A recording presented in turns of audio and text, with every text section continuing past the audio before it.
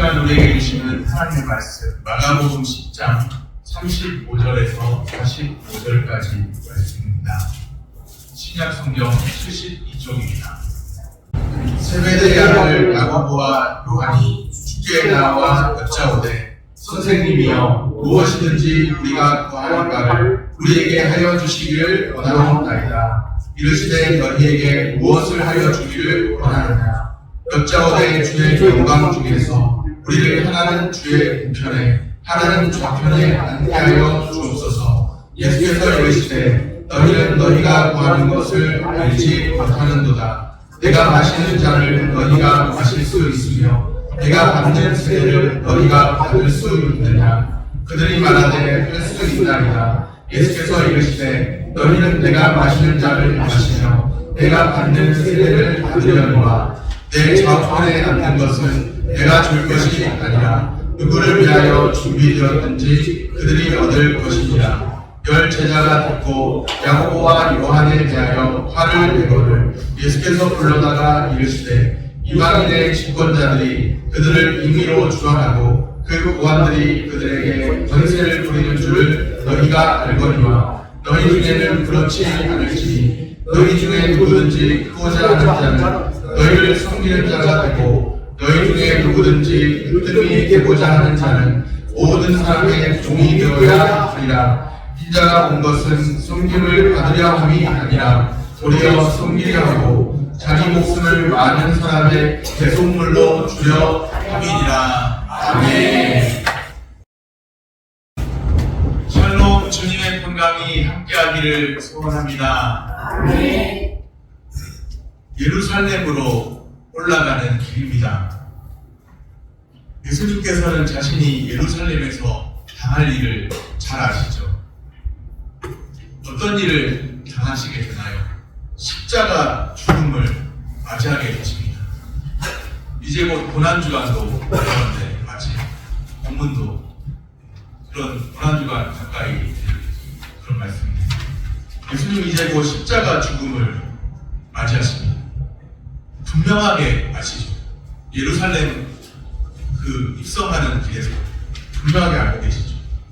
아시면서도 의도적으로 예수님 자신의 의지로 예루살렘을 향해 가십니다. 참 이상합니다.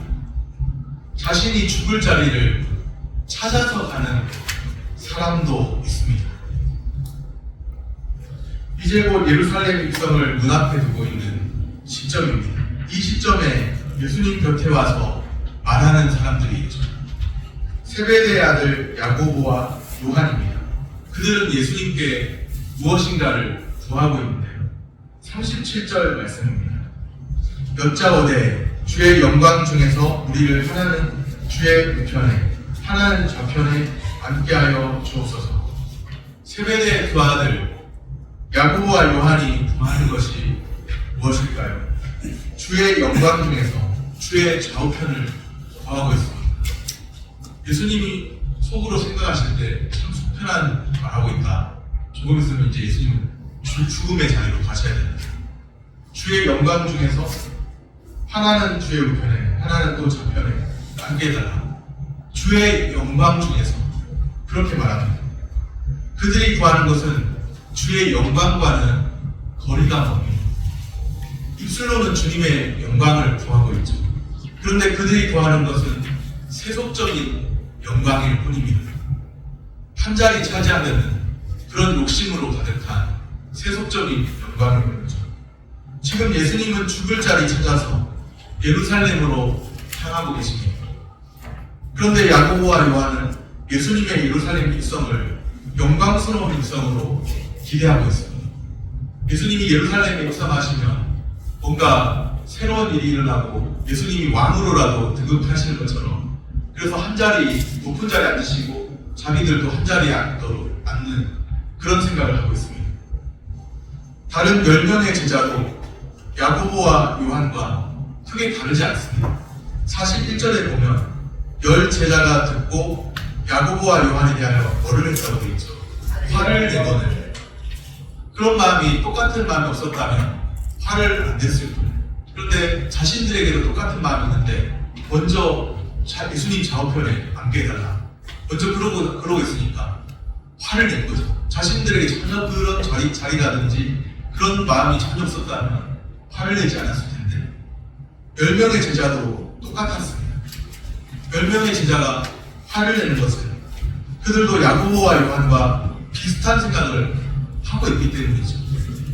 10명의 제자는 야고보와 요한보다 더 나은 것이 하나도 없습니다. 12제자 모두 예루살렘 입성의 의미를 오해하고 있습니다. 마가복음 9장 33절 34절에 보면 서로 누가 크냐 그렇게 쟁론하는 장면이 나옵니다. 이 제자들은 이번에만 그렇게 좌우편에 앉게달라고 한 것이 아니라 그 전에도 서로 누가 크냐 쟁론했던 거예요. 제자들끼리 자리 다툼을 벌입니다. 그들의 관심사는 예수님의 관심사와 전혀 다릅니다. 예수님은 십자가를 지시고 인류를 대속하는 자리로 가려 하시는데 제자들의 관심사는 예수님의 관심사와 전혀 다릅니다. 예루살렘의 입성에서 한 자리 없고 높은 자리에 앉는 그런 것을 상상하고 있습니다. 동상이몽이라는 말이 있죠. 예수님과 제자들은 같이 예루살렘 길로 향하고 있는데 서로 다른 생각을 합니다. 예수님의 관심사는 십자가 지시고 죽으셔서 인류를 대속하는 것을. 그런데 제자들은 누가 크냐, 누가 예수님의 좌우편에 앉느냐, 거기에 모든 관심이 쏠려 있는 것을 보게 됩니다. 예수님이 자신의 손안을 분명하게 예고하십니다. 그런데 제자들은 자리 다툼을 하고 있습니다. 오늘 우리는 어떻습니까? 겉으로는 주의 영광을 말하고 있는데 실상은 세속적인 영광을 구하는 그런 모습은 아닐까요? 성도의 삶은 세속적인 영광을 구하는 삶이 아닙니다. 주님의 영광을 위한 삶이어야 합니다. 우리가 신앙을 잘못 알고 있을 때는 마치 하나님이 나의 기도를 들어주시는 하나님이냐, 물론 하나님 기도 들어주시지만 나의 기도를 들어주시기 위해 존재하는 하나님이냐 그렇게 생각하죠. 마치 알라딘의 요술램프처럼 요술램프 한번 비비고 나면 부르셨으니까 주인님 하면서 소원 들어주잖아요. 그런 것처럼 하나님이 나의 기도를 들어주시기 위해 존재하시는 분이냐 그렇게 생각합니다. 잘못 알고 있습니다.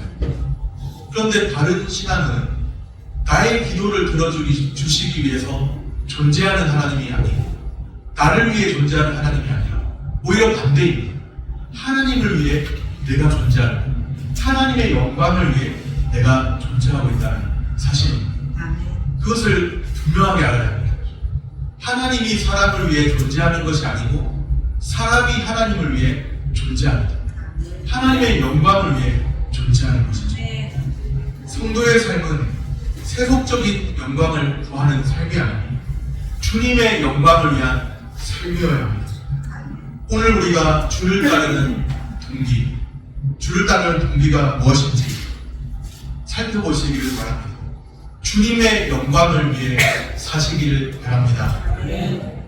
예수님께서 야고보와 요한에게 말씀하십니다. 오늘 본문 38절입니다. 예수께서 이르시되 너희는 너희가 구하는 것을 알지 못하는도다. 내가 마시는 잔을 너희가 마실 수 있으며 내가 받는 세례를 너희가 받을 수 있느냐. 우리가 참으로 주님의 영광을 위해 살아가려면 어떻게 해야 하나요? 잔과 세례에 대한 주님의 말씀을 들어야 합니다. 예수님이 마시는 잔은 달콤한 잔일까요? 쓴 잔일까요? 그렇죠. 예수님이 마시는 잔은 그 잔은 피하고 싶은 쓴 잔입니다. 겟세마네 동산에서 이 잔을 내게서 지나가게 하옵소서. 하실 수 있거든 이 잔을 내게서 지나가게 하옵소서. 그 뒤에는 그러나 내 뜻대로 나오시고 아버지의 뜻대로 되기를 원하나이다. 이 잔을 지나가게 해달라고 할 만큼 피하고 싶은 고난의 쓴 잔입니다. 주님은 우리가 세속적인 영광이 아닌 주님의 영광을 위해 살아가기를 원하십니다. 주님의 영광을 위해 살려면 고난의 잔과 세례를 받는 길을 피할 수 없습니다. 그동안 한국교회가 복음의 메시지에 충실해 왔다고 할 수 있을까요? 복음 본질을 간과하지 않았나 그런 느낌을 지울 수 없습니다. 그저 느낌만은 아닌 것 같아요. 축복과 영광의 메시지는 넘쳐나죠. 그런데 고난의 쓴잔에 대한, 고난과 희생과 자기 부인에 대한 메시지는 찾아보기가 어렵습니다. 그러니 한국교회가 복음의 본질을 과연 제대로 전했나? 아니면 마치 기독교 신앙을 소원 성취하는 것이냐? 그렇게 전해왔나? 그런 생각을 해봅니다. 예수님께서는 야고보와 요한이 고난을 겪을 준비가 되어 있는지를 물으십니다. 이때 야고보와 요한이 대답하죠. 내가 마시는 잔을 너희가 마실 수 있으며 내가 받는 세례를 너희가 받을 수 있느냐? 예수님의 그 질문에 야고보와 요한이 대답합니다. 39절 말씀입니다. 그들이 말하되 할 수 있나이까? 예수께서 이르시되 너희는 내가 마시는 잔을 마시며 내가 받는 세례를 받으려니와. 그들이 말하되 할 수 있나이까? 뭘 잘 모르는 것 같아요. 예수님이 마시는 잔이 고난의 쓴잔이라는 것을 안다면 내가 할 수 있습니다. 이런 말 쉽게 안 나오죠. 누구든지 나를 따라오려거든 자기를 부인하고 자기 십자가 지고 주님을 따르라. 분명히 그렇게 말씀하셨지만 자기 부인의 길이 쉽지 않다는 것을 안다면 내가 할 수 있습니다. 그렇게 말 못합니다. 오히려 주님 내가 어떻게 할까요? 주님이 자기 부인의 길로 내가 행할 수 있도록 주님이 인도해 주세요. 그렇게 기도하게 되어 있죠. 성령님이 인도해 주셔야 자기 부인의 길로 갈 수 있는 것이죠. 당당하게 주와 복음을 위해서 내가 주님의 죽음의 자리, 고난의 자리까지도 내가 끝까지 가겠습니다. 그렇게 말했던 베드로도 주님이 죽는 자리에 옥에도 가기를 각오했습니다. 그렇게 말했던 베드로도 예수님 붙잡혀 가실 때 멀찍이 따라갔습니다. 자기 부인이라는 것이 그렇게 자기 스스로의 힘으로 되는 게 아닙니다. 고난의 쓴잔을 마시는 게 자기 스스로의 힘으로 되는 게 아니에요. 그렇게 쉽게 되는 거라면 왜 예수님이 이 잔을 내게서 지나가게 해달라고 그렇게 구하셨겠습니까? 자기 부인의 길은 성령님께서 그 길로 가게 하셔야 하고 고난의 쓴잔을 마시는 것도 성령님께서 그 길로 갈 수 있도록 주님이 인도해 주셔야 할 수 있는 것이죠. 잘 모르는 사람은 내가 할 수 있습니다. 그렇게 당당하게 말하지만 그것은 우리 힘으로 가능한 것이 아니라 주님이 그 길로 가게 하셔야 가능한 것입니다. 큰 소리 치는 사람 치고 실속 있는 사람이 있어요, 없어요? 없죠. 빈 깡통이, 빈수레가 요란하다. 빈 깡통이 요란하다. 그런 말도 있잖아요. 야고보와 요한의 실상도 크게 다르지 않습니다. 다른 제자들이라고 또 다른 것이 아니죠. 다 마찬가지입니다. 그런데 39절을 다시 한번 살펴보면 이렇게 말씀합니다. 예수께서 이르시되 너희는 내가 마시는 잔을 마시며 내가 받는 세례를 받으려니와. 그들이 스스로의 힘으로 감당할 수 있는 것 아닌데 너희는 내가 마시는 잔을 마시며 내가 받는 세례를 받으려니와. 그렇게 말씀합니다. 야고보와 요한은 예수님께서 고난받으시고 죽으실 그때에는 그 고난에 동참하지 못했죠. 예수님의 부활 이후 어느 시점에 그들은 고난의 잔을 마시고 또 고난의 세례를 받음으로 주님이 가신 길을 따라갔습니다. 주를 따르는 자가 마시고 받아들여야 할 고난의 잔과 세례가 있습니다. 주님을 따르는 길에 영광만 있는 것이 아니라 주를 따르는 자가 마시고 받아들여야 할 고난의 잔과 세례가 있습니다. 어차피 마셔야 하고 또 받아들여야 하는 잔과 세례라면 기꺼이 마시고 받아들이면 좋지 않을까요? 오늘 우리에게도 마셔야 할 잔이 있습니다. 받아들여야 할 세례가 있습니다. 그런데 우리 스스로 그것을 감당하지 못합니다. 기꺼이 고난의 잔과 세례를 받아들이는 삶을 감당하도록 주님이 우리를 인도하시기를 바랍니다. 마가복음의 아주 핵심적인 말씀이 나옵니다. 마가복음 10장 45절 말씀입니다. 마가복음의 요절 같은 말씀이죠. 마가복음 10장 45절 우리 같이 읽겠습니다.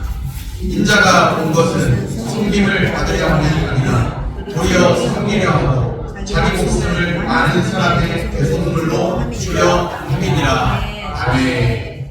예수님이 오신 목적이 마가복음에서는 이렇게 기록되어 있습니다. 인자가 온 것은 예수님이 자기 자신을 가리켜 말씀하시는 호칭이죠. 근데 절대 왕정 부르짖는 왕들이 짐이 곧 법이다 할 때 짐이 그렇게 이야기하고, 또 이제 중국의 어느 황제들도 짐이라고 자기 자신을 가리켜 호칭할 때 그러는데, 예수님은 자기 자신을 가리켜 호칭할 때 인자가 이렇게 말씀하셨습니다. 인자가 온 것은, 예수님이 오신 목적이 분명하게 이 말씀을 통해 드러나게 됩니다.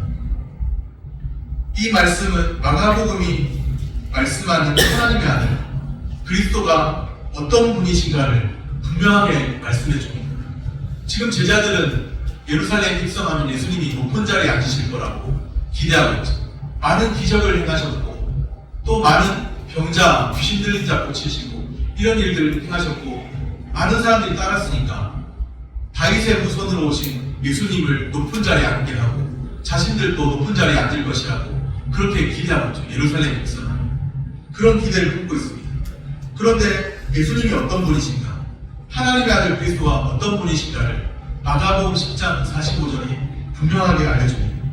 하나님의 아들이신 그분의 정신은 섬김의 정신입니다. 인자가 온 것은 섬김을 받으려 함이 아니라 도리어 섬김의 정신입니다. 우리가 먼저 주님을 섬긴 것이 아니라 주님이 먼저 우리를 찾아오셔서 섬기셨습니다. 우리가 먼저 주님을 사랑한 것이 아니고 주님이 먼저 우리를 사랑하셨습니다. 우리는 때로 우리가 먼저 주님을 섬긴 것처럼 오해하는데, 우리가 먼저 주님을 섬긴 것 아니고 주님이 먼저 우리를 찾아오셔서 우리를 부르시고 우리를 섬기셨습니다. 어떻게 섬기셨나? 요한복음 13장에 보면 예수님께서 제자들의 발을 씻기시는 장면이 나옵니다. 발은 많이 돌아다니면서 이렇게, 물론 신발을 신지만 어떻게 보면 더러운 곳이라고 할 수 있죠. 그런데 그 더러운 발을, 제자들 발을 씻기시는 예수님이십니다. 섬기시는 예수님의 모습이죠. 그 섬김의 절정은 자기 목숨을 많은 사람의 대속물로 내어주는 사랑에서 나타납니다. 제자들을 섬기셨을 뿐만 아니라 자기 자신을 기꺼이 내어주는 그 사랑입니다. 인자가 온 것은 자기 목숨을 많은 사람의 대속물로 주려 함이니라. 우리가 달려 죽어 마땅한 그 십자가에 예수님이 우리를 대속하시는 희생제물이 되셨다는 말씀입니다. 우리를 대속하시는 희생제물, 그 대속물로 내어주는 그 사랑이 십자가에서 나타난 것이죠. 섬김의 절정이, 고난의 절정이 십자가입니다. 예수님의 낮아지심의 그 절정이 십자가입니다. 고난의 극치가 십자가입니다. 왜 그 고난을 당하셔야 했나?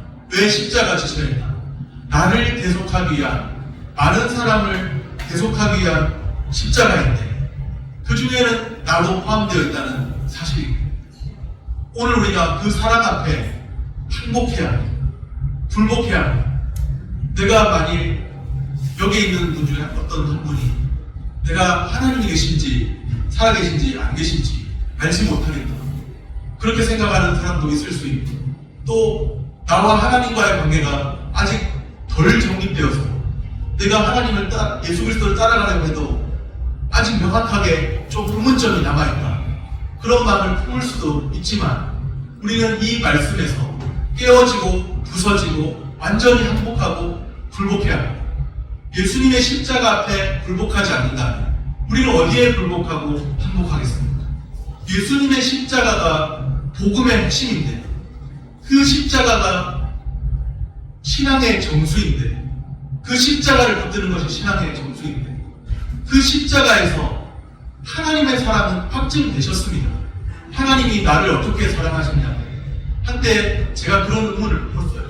청년 때, 중고등부 때, 사춘기 때는 한 번도 사춘기를 겪은 적이 없는 저희인데, 그런데 청년기에 삐딱선을 탔습니다. 어머니의 하나님은 뭔가 신기한 체험도 많이 주시고, 어머니를 만나주신 하나님은 내게 어떤 분이십니까? 나를 과연 사랑하시는 거 맞습니까? 나에게는 어떤 사랑을 베푸셨습니까? 그런데 우리가 이 말씀에서 깨어지지 않으면 도대체 어디서 깨어져야 하는 겁니까? 우리가 아직 원수되었을 때 하나님께서 하나님의 아들 예수 그리스도를 내어주신 것, 우리가 아직 원수되었을 때 하나님의 아들 예수 그리스도를 내어주심으로 하나님께서 자기의 사랑을 확증하셨습니다. 예수 그리스도의 십자가 사랑이 오늘 말씀에 보면 많은 사람의 대속물로 내어주신 그 사랑의 십자가에 거기에 나도 포함되어 있는 겁니다. 그렇지 않다면 구원은 일어날 수가 없는 겁니다. 만일에 내가 구원받은 하나님의 백성이기를 원하고 또한 하나님 백성이라고 믿고 있다면 이 십자가를 붙들어야 합니다. 예수 그리스도께서 피 흘리시고 많은 사람의 대속물로 자신을 내어주신 그 십자가를 붙들어야 합니다. 여기서 떼어지지 않으면 예수 그리스도의 십자가를 보고 내 자신이 여전히 떼어지지 않는 그런 모습이면 우리는 소망이 없는 거예요. 예수님의 십자가에서 함께 죽고 함께 사는 자만이 영원한 소망을 누립니다. 이것이 복음의 정수입니다. 주님이 나를 대신하여 십자가 지셨다. 주님이 나를 위하여 다시 살아나셨다. 주님이 나를 위하여 이 땅에 오셨고 성육신이죠.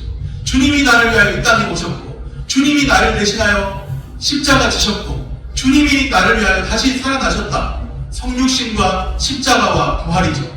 여기서 우리가 완전히 깨어지지 않는다면 우리를 구원할 그 무엇도 없습니다. 예수님의 십자가가 우리를 구원하지 않는다면 우리를 구원할 그 무엇도 없는 거예요. 우리가 예수님의 그리스도의 십자가와 부활을 붙들어야 합니다. 하나님의 아들이 이 땅에 오신 것과 또 십자가 지시고 부활하신 것, 우리가 믿음으로 그리스도의 십자가와 부활을 붙들어야 합니다. 여기서 우리가 완전히 박살나지 않는다면 우리에게는 소망이 없는 거예요. 그리스도의 십자가의 측면에서 무릎 꿇지 않으면 소망이 없는 거예요. 찰스 스펄전이라는 유명한 목사님이 십자가를 묵상하면서 눈물을 흘려야 되는데 뭔가 기도하면서 십자가를 묵상해도 눈물이 안 나가지고 그래서 통곡을 하게 됐다는 그 생각을 하면서 그리스도의 십자가 나를 위한 십자가인데 그 십자가를 묵상해도 눈물이 안 흘리는 이 감격한 존재를 보면서 통곡을 하게 됐다는 그런 글을 읽은 적이 있는데 그리스도의 십자가가 나를 구원합니다. 무엇이 나를 구원합니까? 그리스도의 십자가 부활의 그 은혜가 나를 구원하는 거예요. 성령님은 그리스도의 십자가와 부활의 은혜를 지금도 밝히 보여주십니다. 이미 그리스도께서 이미 2000년 전에 지신 십자가이지만 그 십자가가 나의 십자가요 그 부활이 나의 부활이라고 성령님은 밝혀주십니다. 그것을 믿음으로 붙들어야 합니다. 믿음으로 붙드는 자는 영생을 누리지만 믿음으로 붙들지 못하는 자는 소망이 없어요. 아무런 소망이 없어요. 교회당에 100번 1000번 나와도 그리스도의 십자가가 나의 십자가 되지 않고 그리스도의 부활이 나의 부활 되지 않고 하나님의 확증하신 사랑이 나를 향하신 그 사랑이 그리스도의 십자가에서 나타났다는 것을 인정하지 않으면 우리에게는 아무런 소망이 없습니다. 하나님의 아들이 하늘 영광 버리고 이 땅에 오셨고 또 나를 대신하여 많은 사람을 대속하여 십자가 지셨는데 그 중에 내가 있고 또 그 십자가는 나의 십자가요 그 부활은 나의 부활이라는 것을 믿어야 합니다. 성령님은 지금도 그것을 믿도록 우리에게 밝히 십자가를 증거하시고 십자가의 도가 밝히 드러나게 말씀하십니다. 십자가의 도가 멸망하는 자들에게는 미련한 것이고 구원을 얻는 우리에게는 하나님의 지혜요 하나님의 능력입니다. 멸망하는 자들에게는 우리 중에 멸망하는 자들이 있을지도 몰라요. 누군지는 몰라요. 멸망하는 자들에게는 십자가의 도가 미련한 거예요. 아 저렇게 십자가로 왜 유치하게 어떻게 나무에 달려서 그런 방법 하나님이 방법이 없어서 십자가의 도는 멸망하는 자들에게는 미련한 것이요 구원을 얻는 우리에게는 하나님의 지혜요 하나님의 능력입니다. 십자가의 도를 성령님은 지금도 밝히 보이시는 거예요. 믿음으로 그 십자가의 도를 붙들게 하시고 십자가와 부활을 붙들게 하시고 우리 주님이 어떤 주님이신가를 밝히보게 하십니다. 그리스도의 십자가를 통해서 하나님이 사랑을 확증해 주셨지 않습니까? 이보다 더 큰 사랑의 확증이 어디 있습니까? 무엇을 더 보여줘야 제대로 믿으시겠어요? 하늘에서 음성이라도 들려야 합니까? 이는 내 사랑하는 자요, 내 기뻐하는 자다. 그런 음성이라도 들어야 됩니까? 꿈속에서 내가 너의 하나님이다. 그렇게라도 들어야 합니까? 명확하게 성경 말씀을 통해서 없애버리지 않는 이상은, 찢어서 없애버리지 않는 이상은 또 없앤다고 없어질 것도 아니지만 명확하게 말씀하지 않았습니까? 하나님께서 사랑을 확증하셨습니다. 그리스도께서 죽으심으로 하나님의 아들을 내어주신 그 사랑 속에서 하나님의 사랑을 확증하셨습니다. 그 사랑에 우리는 굴복해야 합니다. 오늘 이 말씀을 들어보십시오. 인자가 온 것은 섬김을 받으려 함이 아니라 섬기려 하고 도리어 자기의 목숨을 많은 사람의 대속물로 내어주려 합니다. 그 많은 사람 중에 내가 속해 있습니까? 그 많은 사람 중에 내가 속해 있나요? 그 사랑의 대상에 내가 속해 있습니까? 예수님께서 피 흘려 죽으신 대속하신 그 사랑에 내가 속해 있습니까? 이것이 복음의 정수예요. 예수님께서 피 흘려 죽으신 그 사랑에 내가 속해 있고 하나님이 이 땅에 나를 위하여 오셨고 나를 살리려 오셨고 십자가를 나를 대신하여 지셨고 나를 위하여 다시 살아나셨다. 이 말씀이 들리지 않으면 다른 어떤 말씀이 들린다 해도 이 말씀이 들리지 않으면 우리 귀가 열리지 않은 것이고 영적인 귀가 막혀있는 겁니다. 주님이 이 땅에 오신 것, 성육신, 또 주님이 나를 대속하신 십자가, 주님이 나를 위하여 다시 살아나신 부활의 능력, 성육신과 십자가와 부활의 진리를 붙들지 못한다면 우리는 헛것을 붙들고 있는 겁니다. 헛것을 붙들고 있는 거예요.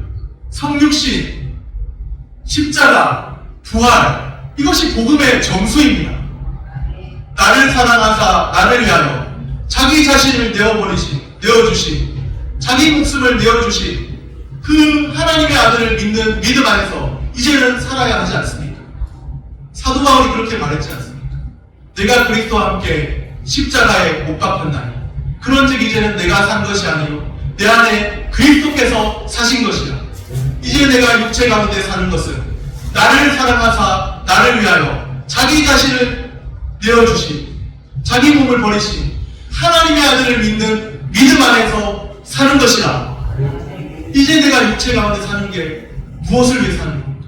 나를 사랑하사 나를 위하여 자기 자신을 내어주신 하나님의 아들을 믿는 그 믿음 안에 사는 거예요. 그것이 복음의 정수입니다. 갈라디아 2장 20절에 나와 있는 말씀이죠. 사도가 말했죠. 그것을 깨닫는 사람은 아는 거예요. 그리스도 중심으로 살아야 한다는 것을 아는 겁니다. 그리스도 중심으로. 내가 그리스도와 함께 십자가에 못 박혔다니 그런즉 이제는 내가 산 것이 아니고 내 안에 그리스도께서 사신 것입니다. 이제 내가 육체 가운데 사는 것은 나를 사랑하사 나를 위하여 자기 자신을 내어주신 하나님의 아들을 믿는 믿음 안에서 사는 것입니다. 이 말씀이 우리의 고백이 되어야 합니다. 그리스도 중심으로 바뀌어야 한다. 그리스도 중심으로. 아무리 지겨워도 우리 중에 십자가 너무 많이 들어서 10년, 20년, 30년 들어서 너무 많이 들어서 지겹다 이런 분이 계실지 모르겠지만 죄송하지만 아무리 지겨워도 이것이 복음의 정수입니다. 성육신, 십자가, 부활, 우리가 그리스도 중심으로 살아야 한다는 것, 그것 빼놓고 아무리 재밌는 이야기 많이 해도 소용없고 헛것인 거예요. 성육신, 십자가, 부활, 이것이 우리가 붙들어야 될 성경의 진리, 복음의 정수입니다. 주님의 십자가의 측면에서 나 자신이 죽어지지 않으면 그리스도와 함께 내가 십자가에 못 박혔습니다. 주와 함께 죽고 주와 함께 다시 살아났습니다. 그런 고백이 없다면 우리는 자신을 말씀 앞에서 돌아보아야 합니다. 제자들이 바라보아야 할 그리스도가 여기에 있습니다. 인자가 온 것은 자기 목숨을 많은 사람의 대속물로 주려 함이니라. 제자들이 바라보고 생각하고 또 제자들이 고백해야 될 그리스도가 여기에 계십니다. 오늘 우리가 바라보아야 할 그리스도가 여기에 계십니다. 인자가 온 것은 섬김을 받으려 함이 아니라 섬기려 함, 도리어 자기 목숨을 많은 사람의 대속물로 주려 함이니라. 제자들이 바라봐야 할 그리스도는 바로 이런 그리스도예요. 제자들이 정녕 바라봐야 했을 그리스도는 이런 그리스도. 오늘 우리가 바라봐야 할 그리스도가 바로 대속물로 자신을 내어주신 그리스도입니다. 다른 그리스도를 구하지 말고 존귀한 영광 받으셔서 우리를 한자리 앉혀주실, 뭔가 우리의 소원을 들어주실 다른 그리스도 바라보지 말고 자신을 대속물로 내어주신 그 그리스도를 바라보시기를 소원합니다. 주님의 삶이, 주님의 섬김이 자기 목숨을 많은 사람의 대속물로 내어주는 그 사람으로 나타났습니다. 주님을 따르는 제자들은 이제 어떻게 살아야 할까요? 그리스도를 본받아 사랑과 섬김을 실천해야 합니다. 인자가 온 것은 섬김을 받으려 함이 아니라 도리어 섬기라고 자기 목숨을 많은 사람의 대속물로 주려 합니다. 섬김의 정신을 본받아 섬기고 주님이 자신을 내어주신 그 사랑을 본받아 제자들은 그리스도를 본받아 사랑과 섬김을 실천해야 합니다. 그리스도를 본받아 사랑과 섬김을 날마다 실천하며 주님과 함께 사시기를 소원합니다. 말씀을 정리합니다.